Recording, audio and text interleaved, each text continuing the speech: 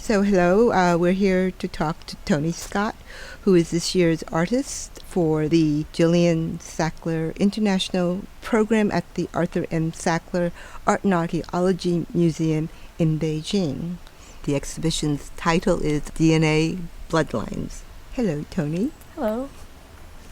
Could you perhaps describe your work? For example, would you consider it a memoir, a sociological study, perhaps an ethnographic study, an anthropological study, or something like that? Would you like to talk about that a little for us? Yes, I think that would be many of those. It's an overview of an ethnic culture of including Native American and African Americans. It comprises a personal story, so I guess that would be somewhat of a memoir of my own experience and journey toward self-identity. And it would be also a overall cultural analysis of how cultures relate, most specifically the journey out of Africa and how DNA plays a role in joining us all together. Could you perhaps talk a little bit about your process then? For example, when did you conceive of this project? Well, the journey of Bloodlines started about 12 years ago. It's taken on new dimensions and incorporated new themes, but the overall interest in the concept of heritage and wanting to discuss my family tree in the context of African American history and American history started about 10 years ago. You've shown this in other iterations before? I first showed a piece at the Orange County Center for Contemporary Art, which was a timeline of my family tree. And then it evolved to a installation at CCH Pounder's Pounder Cone Gallery, which was more of a journey, telling the journey of African Americans from Africa through slavery, through to civil rights, and the election of the first African American president, President Obama. And then its journey went to the California African American Museum, where other dimensions of the story of the African American journey from Africa to America were added. For example, a slave ship, but parceled out as a look with full-size figures of what it would look like inside of a slave ship, which included 11 life-size figures, body castings. And it included a cotton field. So it has evolved and taken different body shapes. castings of? Of the descendants of slaves, which included myself. As well as a cotton picker in a cotton field. So, and then coming here to China, it has taken on another dimension, incorporating my Native American heritage, bringing in the concept of DNA, linking DNA with the Asian community, Asian culture, and also increasing the number of individuals presented that were who had suffered the experience of slavery in America. When I say talk about your process, I guess also tell me about some of your formal decisions. Well, perhaps how you decided to show it in this format for this exhibition. Yeah, much had to do with space first, and wanting to present something that was all-encompassing, wanting to bring in the audience into an environment that would be someplace where they would just be immersed. So different considerations about its installation, but here specifically was the idea of having this courtyard, the idea of the main gallery space, and also interest in wanting to invite the viewer as they come into the Arthur M. Sackler Museum, placing a work of art there that would take them from one step to the other on the journey of exploring the exhibition. perhaps you would talk a little bit about each grouping, your teepees, the boat, perhaps the posters, the letters, and the wall inscription. There are two teepees. I wanted to address my Native American heritage, but how to address that? But I chose to choose the teepee as the format, as a symbol. Though there are over 500 Native American nations, and maybe 10% lived in a teepee, but it's universally known. So the first piece that you see, the small teepee, represents symbolic connections between and migrations to begin the journey with a statement of how we walked out of Africa. If you look at the spirals on the outside of the teepee, walking out of Africa, going over the Bering Strait into Asia, and then to North America. The American eagle is placed on the opposite side of the teepee. It's symbolic of bringing America here, but also of me sort of finding my way here, that spirit. And then on the back of the teepee is a warrior spirit, and that has to do with just the idea of coming here and having gone the journey and now bringing forth bloodlines to a totally different world in the context of just this conversation about bloodlines in the context of China. And the image of the teepee, is relatively problematic because you're really skirting cliche. So, what did you think when you decided to use it despite that? Well, I felt that it represented a lot of different things. It wasn't just the Plains Indians and the Lakota tribe that used the teepee, but as the Mongolians used the teepee, if you go even further back in Africa, there are pyramids. Yeah. There are pyramids that are in the shape of a teepee. So as I traced the symbol and this dwelling, I noticed that there were many cultures that used it. So I felt more and more confirmed that it would be a good vehicle, a good piece of art to present, not only as a migration, but also to bring into mind, thoughts about Native Americans and who they are and what journey might they have taken. So it just felt like it would be the best symbol to bring in order to create that conversation.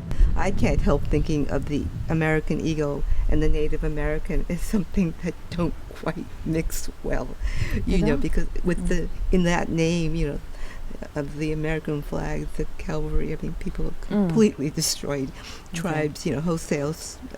Anyway, just you can. Well, we can look at the history of how Native Americans and genocide and the atrocities that happened, after the Civil War and during the Civil War. But the eagle existed prior to that, and for many thousands of years, and it's an important part of the religious experience. So even though that history happened, and even though the eagle is used in a way that is not in a religious context, it's still something that we own first and will always, regardless of the... Not like the Confederate flag. Definitely not. No. There's the big teepee, the teepee that I named a tribute to all Native American nations. On the exterior of it, it has colors and it has figures that I've chosen, and it has symbols. My tribe, Muscogee, are descendants from the Mississippian culture, and they existed around 800 AD to about 1100 AD. And they were a very powerful nation, and had, like many cultures, created images that were spiritual for them and also symbolic, that in a religious way. So I chose some of the symbols, though not. It's from artifacts, but scientists have not been able to fully describe the meaning, but images that reoccur on more than one occasion. So the teepee, meaning in the Lakota language, dwelling, I chose images for my dwelling that I felt empowered by. So You'll see three images. There's one of the piazza, which is this dragon with a human head and an animal body. There is the panther, and then on the back are the twin gods, which are warrior spirits.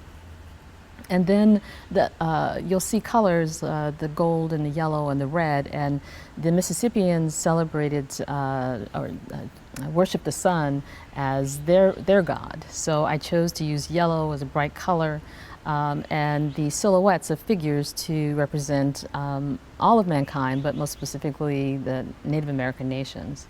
As you go past the yellow towards the top of the teepee, you'll see gold, which to me symbolizes the gold, strength and beauty of the culture. And as you go even higher, you'll see the moon and the sun, and then to the red at the top, which means many suns that have passed over thousands of years and generations, migrating and expanding. So there's a lot of that going on. Why is the red representative of that? Of the sun? I mean, of the sunset? Of what you were saying, of many generations. Are you likening it to the sunset? Yes, yes. And the sunset is at the top. Interesting. Yes. And it also symbolized the bloodline, and that's also at the top. I see. Well, also, it's rather fortuitous because red and yellow is in terms of China, I mean, it's always been the imperial color. Mm-hmm. Yellow was only the emperor, could have yellow, and red, of course, is always the color of fortune. So, and our ship, and your ship, okay. The slave ship. I once created a small canoe. I called the embarkation canoe. And the way that slaves were taken from Africa to other places in the world, they first captured them and then they transported them on a small canoe, an embarkation canoe. And then that canoe traveled to the large ship where the slaves were then placed and shipped off to the Americas and the islands and so forth. So I had the small embarkation canoe, but it wasn't complete without having the large ship to see where that canoe transported the individuals.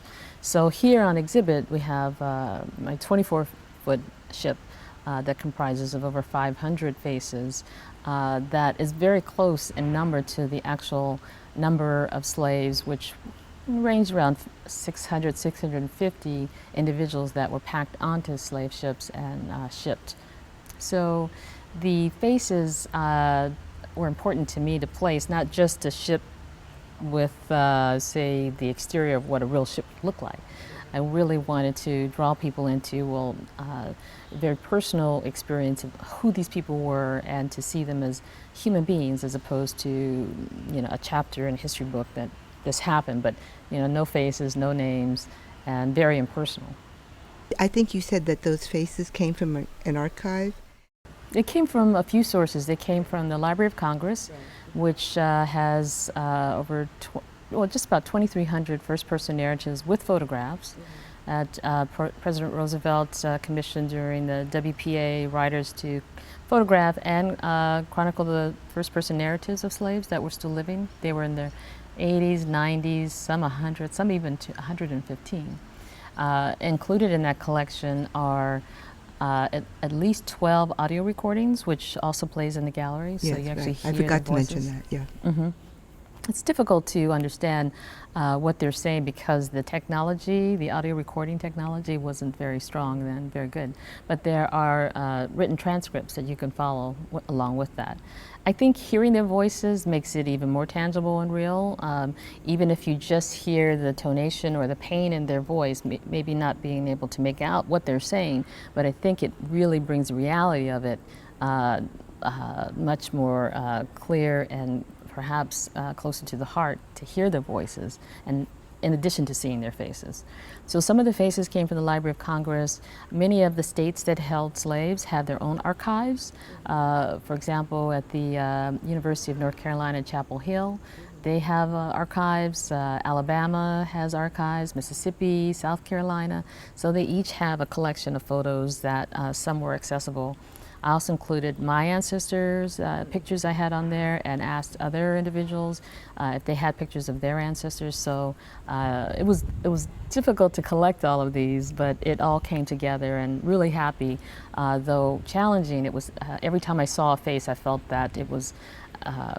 I just felt very good that finally these faces are just not fading into the background, that everyone, even if it's 100 in a group, are being represented. Did you take some of these faces from a group photo? Absolutely. Oh, So I had to do a tremendous amount of work on the images to try to bring them out. So many of them, because they were so pixelated, I tried to include something that also involved the journey, which, ocean background. And I found even if a picture is extremely pixelated, you could still feel the spirit. You could see remnants of the eyes, even if it wasn't clearly defined. It just came through powerfully, and I realized very early on. I thought to myself, it would be unfair for me to only choose the crisp pictures. Should that person not be included because their picture wasn't great? If I can capture any essence of who they are in that image, even if I have to, make it a little bit more abstract, it's there, and I'm going to use that. And that includes my own ancestor, SWB, who was a slave. One photograph, very pixelated, very hard to see, but still, I think the spirit comes through even with beyond that, those challenges. Looking to help to bring all this together, the title of the exhibit, DNA, Bloodlines, and the Family of Mankind, that's that's a lot. but it all felt very natural, but it just made, this enormous, subjects to cover. But they were all things that I wanted to cover, and I said, well, how can I really fully explain this? And so I chose the banners to fill in part of the story. So my thoughts about Asia and Native Americans. So I found a picture, the piece is called DNA. I found a picture of a young Chinese woman, and I found a picture of a Native American woman, and I was surprised at first that looking at the images how closely parallel they were, and sort of the facial structure and the eyes. That told part of the story. There's another story with a Bushman, the Bushman tribe. There's a woman, African woman's face. This Bushman, they are a tribe in South Africa. They trace sort of the earliest DNA genetic code to them that's not been, it's the purest or the earliest. There's different groups, like my haplogroup is C, but there's other haplogroups, there's L and M and O and so forth. And theirs goes, we can't go pretty much any further back than theirs. Theirs hasn't been genetically changed. Everything changes from that point out, the L's and the M's. M starts around Mongolia, China, Japan, C, and then it goes to North America. So I thought, well, let's take the earliest, the tribe that we believe is among the first people, and compare that to China. So I put some diagrams there just to look at the measurements, how we might have changed in our physical characteristics, and how we may have some things similar. Even if you look at more pictures of the Bushmen, you'll see a lot of images that some of them look very Chinese. Moving on, there is a timeline called My American Bloodline that shows as early as 1563, 1570, the earliest records that I've been able to collect through family members of family history coming from England, and those that settled in Virginia and so forth, and then also my Native American heritage.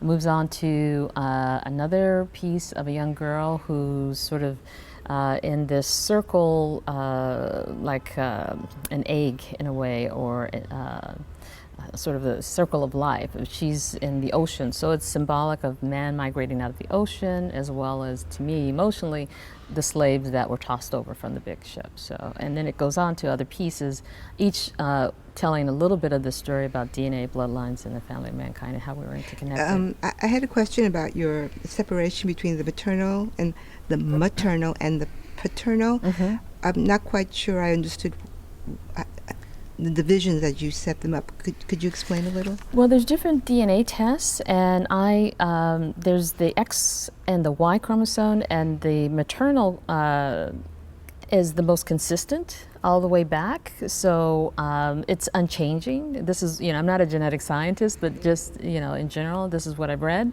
So, for example, when I went looking for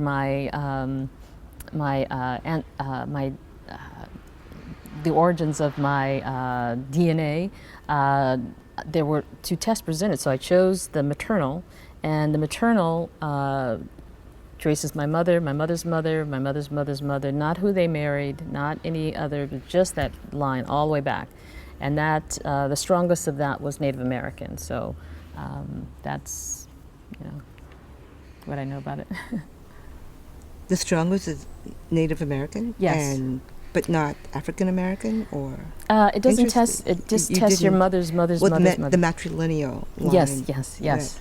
Which is interesting, because in Native American nations, it's the woman's tribe that carries the name forward. So man marries, he marries into the woman's family name. Yeah, they're so not essential, right? Okay. So, so you've been talking about DNA and bloodlines, and that is one way to think about identity, but identity is very complicated. It is. Perhaps you would maybe expand on that, and perhaps discuss identity as something other than DNA. For example, your DNA is very mixed, and yet I would think, well, I should ask you, how do you identify yourself primarily? Well, it's... You don't go around giving percentages of what you are I normally, don't, and I don't want anybody to break it down and give it back to me. Yeah. I grew up as African American. That is the culture that I identify with. That's the one I was born into. That's the customs that are associated, or customs that I participated in, shaped me. But within that, there were things that about my physical characteristics that I found were a little different than the immediate community that I lived in. I had really long hair. My pigmentation was just a different shade in the immediate neighborhood. So there were things that just left me, I want to identify more with my cultural group, and that tends to be, not with this really long hair, So there were things, issues and challenges and other things that came along that just made me feel I was a part, but that there was something missing, some information missing, or maybe there was, I just didn't understand it, because really growing up, you don't really understand everything around you. You just like, oh no, do I fit in? Do I not fit in? Why is this happening? Why is that happening? So it left many questions. I even cut my hair off, because I felt that it was causing, or had created a lot of conflict sometimes. I didn't understand. I just knew that I wanted to be a part, and not anything that was distinctively different. Just seemed problematic, So I early on, I think I had, even though my parents very loving, very supportive, but still, people know African American history. Even on the slave plantations, there were divisions made because of pigmentation, color. There have been, I think, recently some documentaries about hair, and how that has been a source of divisiveness, in the community. But it's always been, critical in terms of African American women. I mean, it's been a major thing, hair, and what it symbolizes. And it is, but people don't maybe think like on the plantations, they would sometimes put the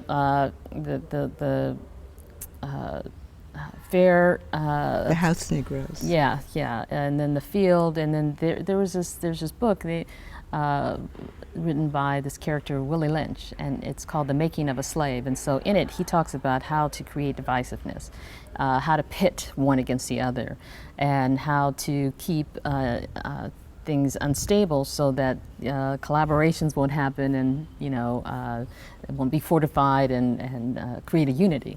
So a lot of that had to do with pigmentation and pitting one slave as a slave overseer against another one. So you have one slave beating another slave, and so forth and so on. And so these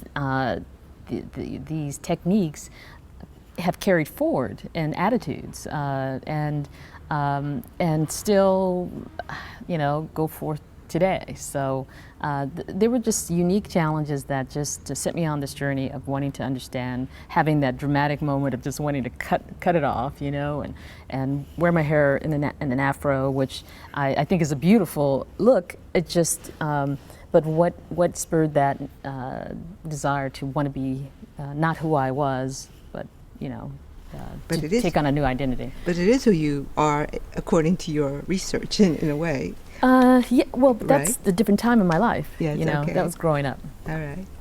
And this idea of community, or where you identify. I mean, community also is a very complicated term, Mm-hmm. and what forms community could be quite fictive. You think you belong to this community, but if you start breaking it down, perhaps the only community in the end is singular. Yes, yes. So that's where I'm at now. Okay. Yeah, absolutely. Yeah. So do you think then art has, what kind of power do you think art has to affect change? Does it have potency? Does it have? Potency?